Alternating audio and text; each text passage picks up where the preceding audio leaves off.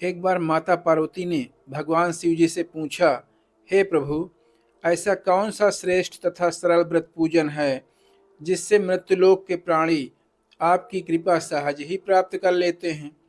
उत्तर में शिव जी ने माता पार्वती को शिवरात्रि के व्रत का विधान बताकर यह कथा सुनाई कि एक गांव में एक शिकारी रहता था। पशुओं की हत्या करके वह अपने परिवार का पालन पोषण करता था। वह एक साहूकार का कर्जदार था तथा वह समय पर उसका कर्ज न चुका सका।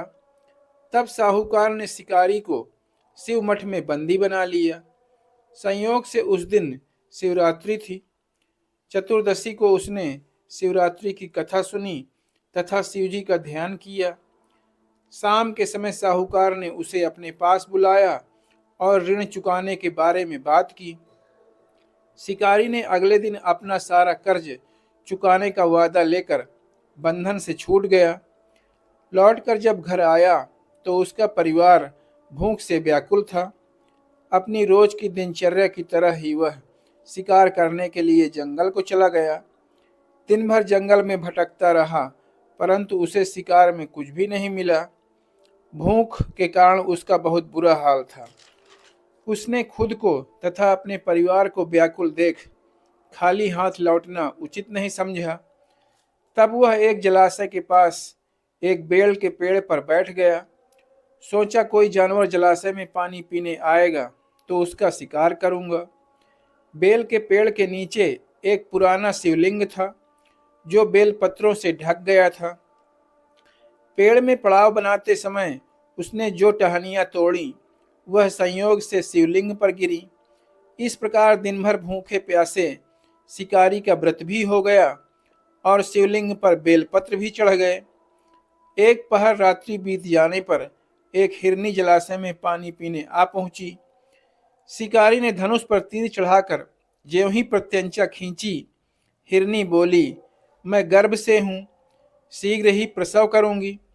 अतः यदि तुम मुझे मारते हो तो दो जीवों की हत्या होगी, जिससे तुम्हें ज्यादा पाप लगेगा। मैं अपने बच्चे को जन्म देकर तुम्हारे सामने प्रस्तुत हो जाऊंगी, तब तुम मुझे अपना शिकार बना लेना। शिकारी ने अपनी प्रत्यंचा ढीली कर दी। तब हिरनी चली गई। कुछ देर बाद एक दूसरी हिरनी उधर से निकली। शिकारी की खुशी का ठिकाना न रहा, परंतु जैसे ही शिकारी ने उसको मारने के लिए प्रत्यंचा खींची, हिरनी ने कहा, रुक जाओ पारधी, मैं थोड़ी देर पहले ही ऋतु से निवृत्त हुई हूँ, कामातुर विरहिणी हूँ। मैं अपने प्रियतम की खोज में निकली हूँ। मैं अपने पति से मिलकर शीघ्र ही तुम्हारे पास आ जाऊंगी। शिकारी ने उसे भी छोड़ दिया। 2 बार शिकार को छोड़कर वह अत्यंत पछताने लगा। वो चिंता में पड़ गया।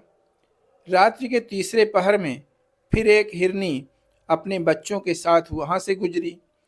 अब पुनः शिकारी ने बाण चढ़ाकर धनुष की प्रत्यंचा खींची। हिरनी बोली, हे पारधी, रुक जाओ, मैं इन बच्चों को इनके पिता के हवाले कर दूं, फिर लौट कर आऊंगी, अभी मुझे मत मारना। शिकारी ने हंसते हुए कहा, सामने आए हुए शिकार को छोड़ दूं? मैं इतना मूर्ख नहीं हूं। इससे पहले 2 बार मैं अपना शिकार छोड़ चुका हूं। मेरे बच्चे भूख प्यास से तड़प रहे हैं। तब हिरनी ने उत्तर देते हुए कहा, जैसे तुझे अपने बच्चों की चिंता सता रही है, ठीक वैसे ही मुझे भी। इसलिए सिर्फ बच्चों के नाम पर मैं थोड़ी देर के लिए जीवन दान मांग रही हूँ।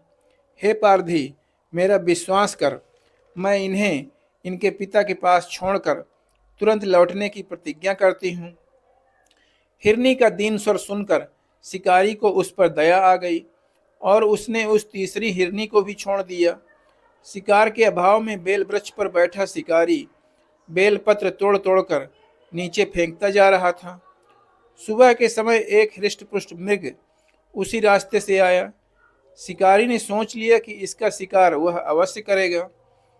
तब हिरन ने विनम्र स्वर में कहा, हे पारधी, यदि तुमने मुझसे पहले आने वाली हिरनियों एवं बच्चों को मार डाला है तो मुझे भी मार दो, ताकि उनके वियोग में मुझे एक क्षण भी दुख न सहन करना पड़े। मैं उन हिरनियों का पति हूँ। यदि तुमने उन्हें जीवन दान दिया है तो मुझे भी कुछ क्षण के लिए जीवन दान देने की कृपा करो। मैं उनसे मिलकर तुम्हारे सामने शीघ्र ही उपस्थित हो जाऊंगा। तब शिकारी ने सारी रात की कहानी हिरन को सुनाया। हिरन ने कहा, मेरी तीनों पत्नियां जिस प्रकार प्रतिज्ञाबद्ध होकर गई हैं, मेरी मृत्यु होने से वह अपने धर्म का पालन नहीं कर पाएंगी। अतः जिस प्रकार तुमने उन्हें विश्वास पात्र समझकर छोड़ा है, उसी प्रकार मुझे भी छोड़ दो। मैं शीघ्र ही उन सबके साथ तुम्हारे सामने उपस्थित होऊंगा। उपवास, रात्रि जागरण तथा शिवलिंग पर बेलपत्र चढ़ाने से शिकारी का हिंसक हृदय निर्मल हो गया था। उसके हाथ से सहज ही धनुष तथा बाण छूट रहे थे। अपने अतीत के कर्मों को याद करके वह पश्चाताप की आग में जलने लगा। इधर थोड़ी देर बाद हिरन अपने परिवार सहित शिकारी के समक्ष उपस्थित हुआ ताकि शिकारी उनका शिकार कर सके। परंतु जंगली पशुओं की ऐसी सत्यता एवं सामूहिक प्रेम भावना को देखकर शिकारी को बड़ी ग्लानि हुई। उसके नेत्रों से आंसुओं की धारा बहने लगी तथा शिकारी ने उस पूरे हिरन परिवार को छोड़ दिया तथा आज से जीव हत्या बंद करने का प्रण ले लिया। तब शिवजी ने खुश होकर शिकारी को दर्शन दिया। अब शिकारी का जीवन पूरी तरह बदल चुका था। बोलो हर हर महादेव, जय जय शिव शंकर।